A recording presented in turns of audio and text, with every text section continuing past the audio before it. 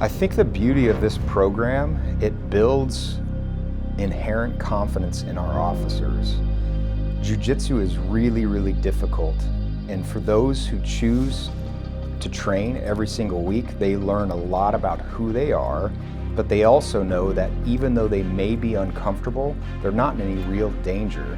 And coming out of things, it allows you to be a lot calmer in real life or on the streets. And when you're calmer, we get better outcomes for the officers and for the members of our community.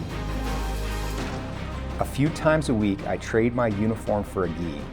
As Chief of Police, I carry great responsibility, but when I step onto these mats, I'm just another one of the guys. The rank fades away. It's about learning, growing, and challenging ourselves together. Training alongside our officers here at the Mesa Police Department is one of the most rewarding parts of my week. I've been practicing Brazilian Jiu-Jitsu for years now.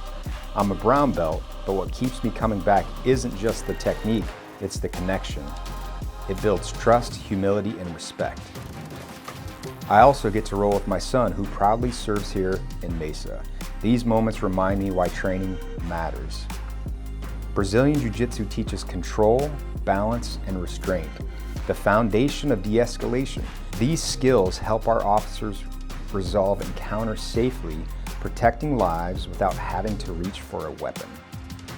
Our program has transitioned off of a traditional policing use of force that involves pain in order to gain compliance.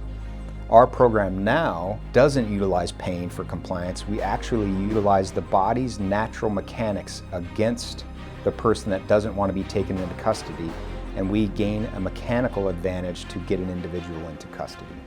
We've shared this program with agencies across Arizona and the nation because we've seen firsthand how it can save lives and reduces officer and suspect injuries.